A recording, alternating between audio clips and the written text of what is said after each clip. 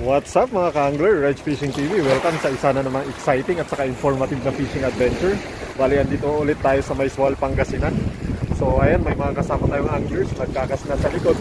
Sa vlog na to, pag-uusapan din natin yung ano ang pinakamagandang lure na gamitin para sa shore, particularly sa mga ganitong klase ng spot. So guys, i-specify ko guys, pinakamagandang lure para sa mga beginners. Kasi may mga ibang lures na maganda pero hindi siya beginner friendly. Hi guys, samahan niyo ulit kami sa fishing adventure na ito. Let's go!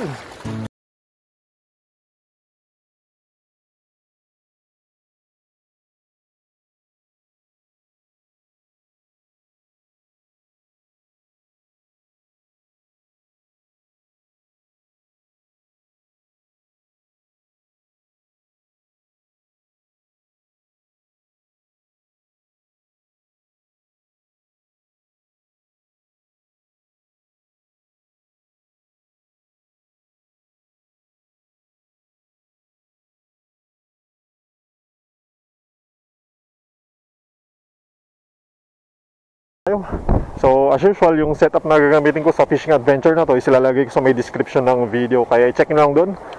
So ayun na nga, ano ang pinakamagandang lures na gamitin for beginners para sa shore fishing, particularly sa mga ganitong spot sa gilid-gilid lang. So para sa akin, ang masasuggest ko is jerkbait minnow. So ano yung jerkbait minnow? So ganito yung itsura niyan guys. And may video na rin pala ako na ginawa previously regarding jerkbait minnows or jerkbait. So i-check nyo dun, ilalagay ko din sa may description ng video na to. Kung ang jerkbait, may iba't ibang klase din siya. Meron yung sinking, floating, at saka suspending na tinatawag. Then syempre meron din siyang iba't ibang kulay at saka size ng lure at saka weight ng lure. So ayun, mag first cast muna tayo habang dinidiscuss natin yung jerkbait. So bakit maganda ang jerkbait na gamitin? Guys, user friendly kasi ito. So madali lang siya, cast and retrieve. Hindi mo na kailangan ng special technique. Basta i-rig mo lang siya, then cast, tapos retrieve ka lang. Pwedeng steady, ganyan. So yung technique ng pang retrieve, meron din akong video regarding dyan. So nasa isang vlog ko din, check nyo din lang doon. So ayun na nga siya guys, user friendly at saka kagatin na lure, kaya magandang gamitin to sa shore fishing. So panghuli mo lang ng ano, yung mga usual na nahuhuli sa shore, lapu-lapu, emperor fish, mga trevally na maliliit kung meron, malalaki, nakakagatan din siya. So any kind of predatory fish sa shore, so maganda to gamitin.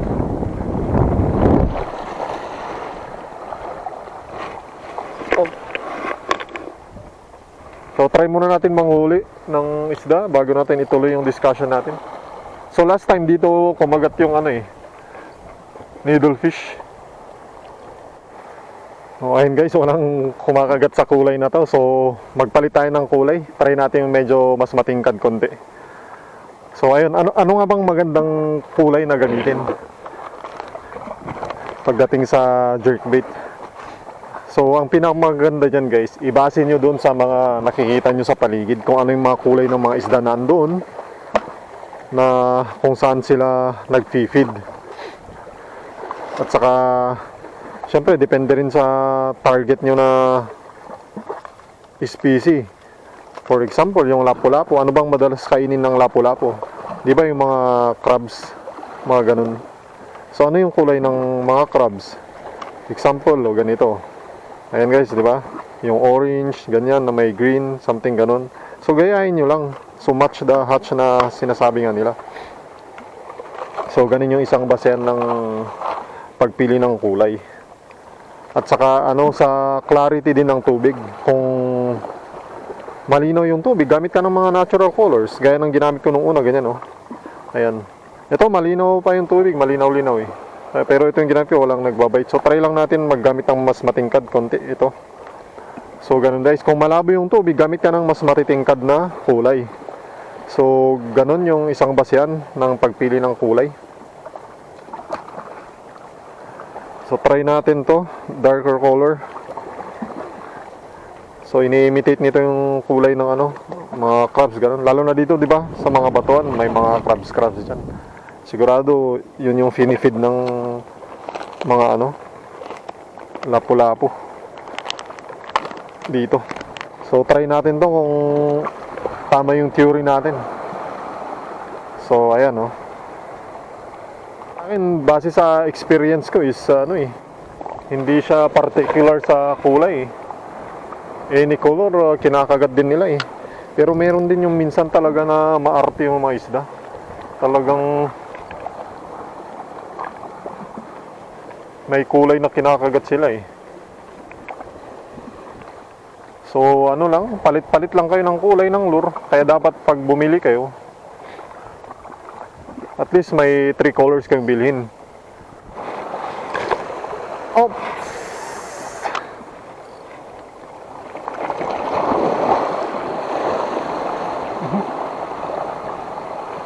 Oh yan, fish on.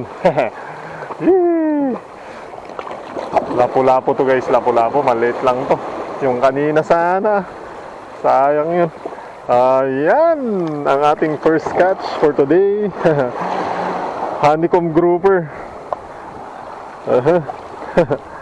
Ayan guys, oh. Ang ganda ng kulay talaga. Honeycomb grouper, oh. So ano lang siya, 5-incher, tapos maliit siya. Mga 2.5 fingers yung lapad niya.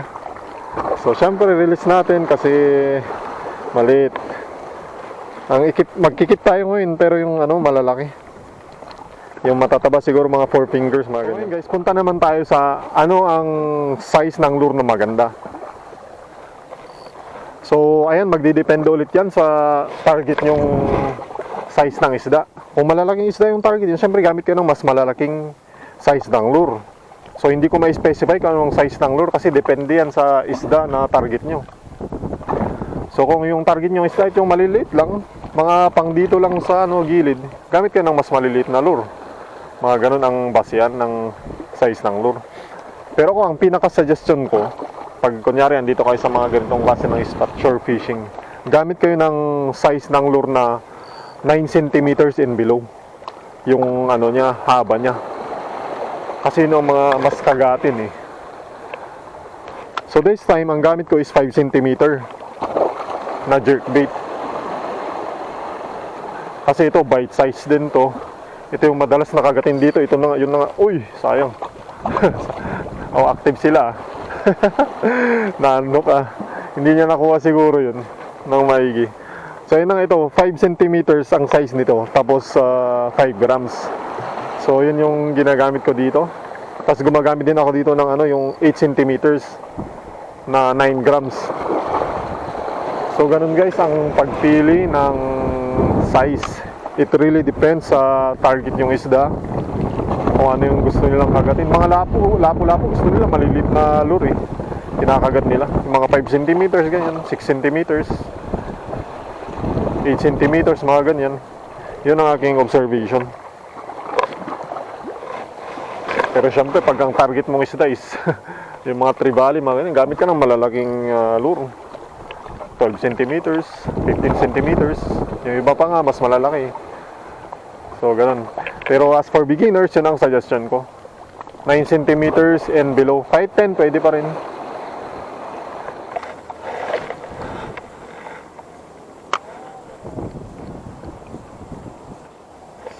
Fish on. Uy, ito, good size. Good size. Oh, emperor fish to. Emperor fish to.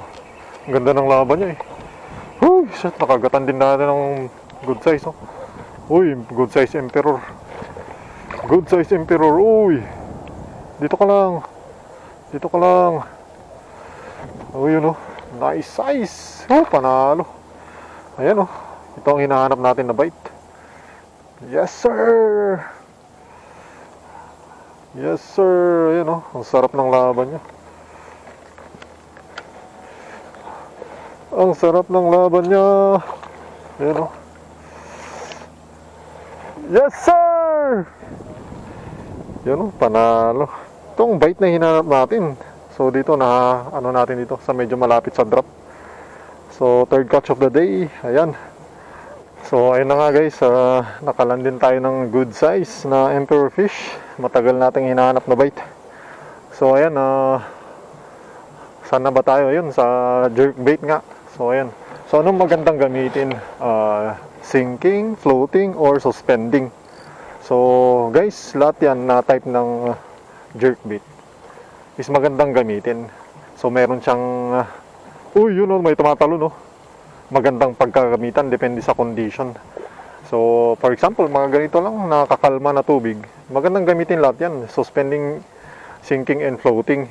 Pero pag malakas yung alon, so may malakas-lakas na rin yung alon, maganda gamitin sinking para lulubog siya at ma-work mo sa ilalim.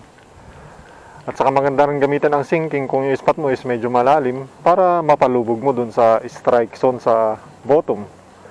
Okay? Pag floating naman, maganda siya gamitin pag mas kalmado. At saka kung takot ka sa sabit, maraming sasabitan, ayun, floating ang gamitin mo. Kasi pag sinking, medyo prone to sabit yan.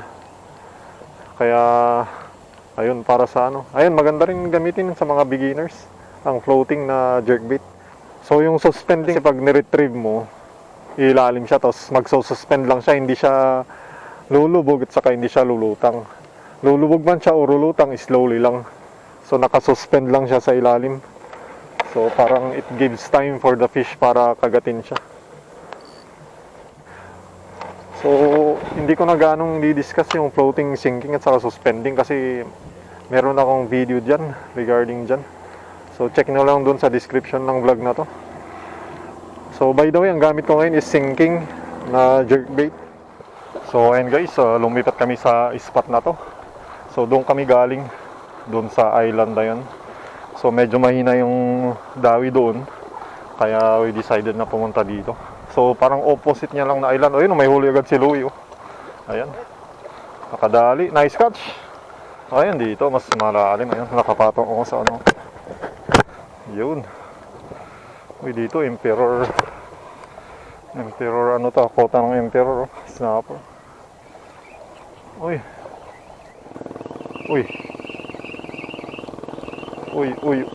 may kumagat na maliit. May kumagat na maliit. Ayan first catch dito sa spot na to. Ang liit na lapu-lapu. Ayan sumabit lang siya. Honeycomb grouper. Lang to 1, 2, 3, 4 incher. Tapos 2 fingers guys. Ang liit. So it's your lucky day. So yan ang ating first bite dito sa location na to. Lusungin muna natin namin tong area na to bago kami punta doon sa may rock. Baka madagdagan yung huli ni Louie, brother Louie.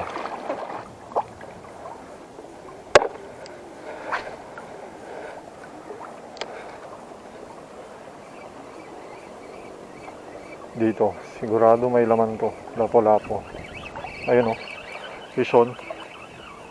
Labanan mo naman. Nagpapabigat lang siya. Ayun lapu-lapu. Wala, maliit to para sa akin. So ayan 5 incher. So parang ganoon din yung kanina huli natin.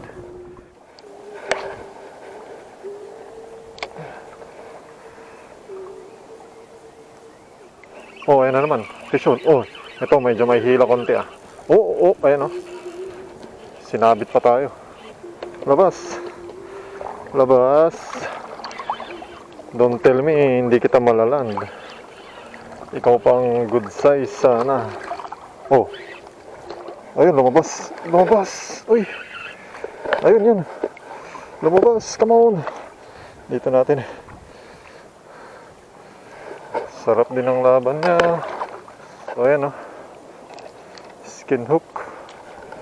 Pwede. Sa 7 incher. Ayan 3 fingers guys. 7 incher, 3 fingers. Yes sir. Okay, keep ko na to. Wag ka nang papalag. Uy, nagfi-feeding talaga siya. Tignan mo. So tingnan yung kinakain nila. Kasing kulay ng lure ko. Ayan Orange, di ba?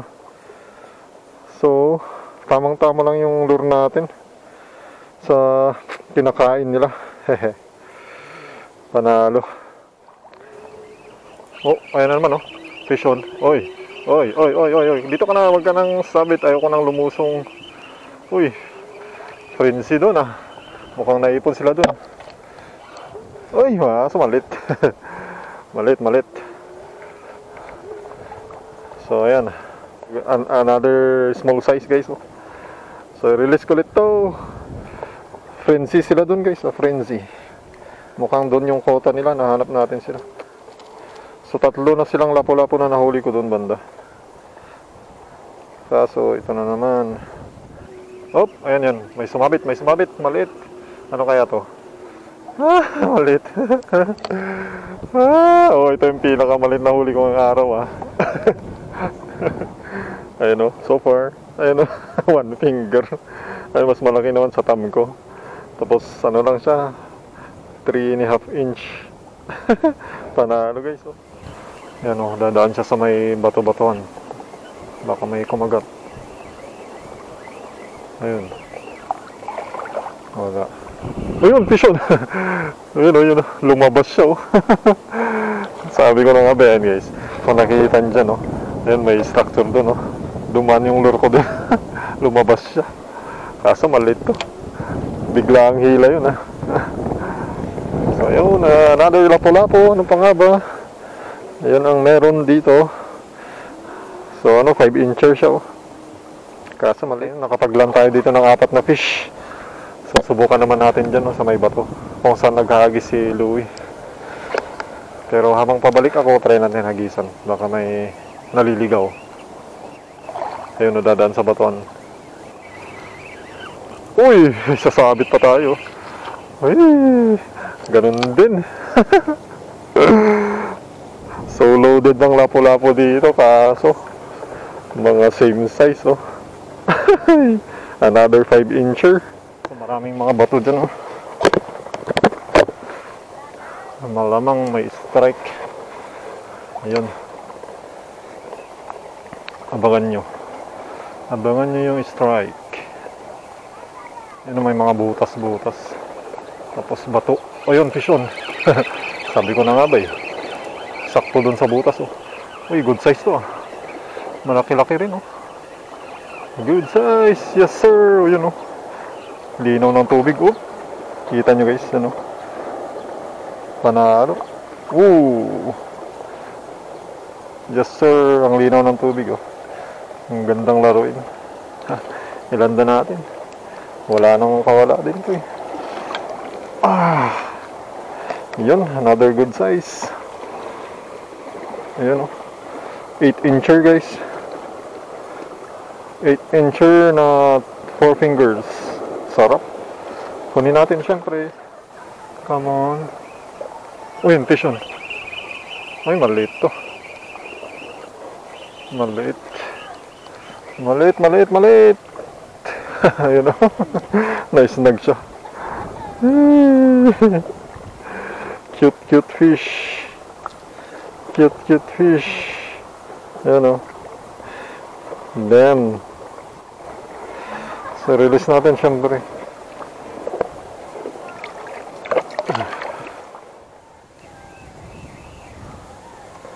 Mag soft floor na tayo para ma-target natin dun, sa malalim na part. Sa tingin ko maraming laman yan, eh. Ito kasi parang structure tapos malalim drop. So sa gilid nyo sigurado.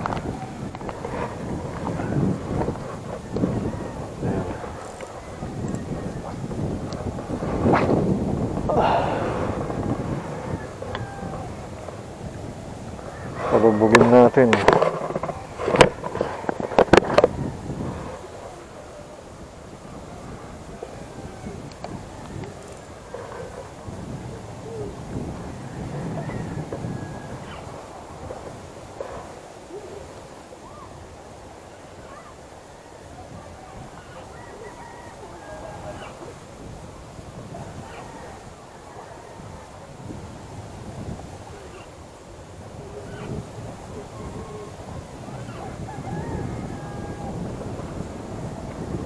Uy, fish on.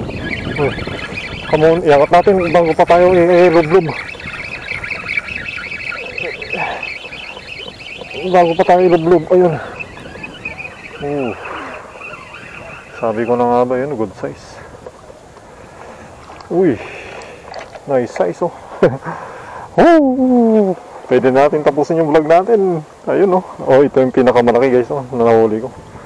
Oh, 11 incher guys oh. Nice size. Ayun oh. So paano ba yan? Thank you once again for watching. And sana may natutunan na naman kayo sa informative na video na to about jerkbait. So ayan, tapusin na natin yung vlog natin. Fish be with you. You've been a good friend, and nothing was taken to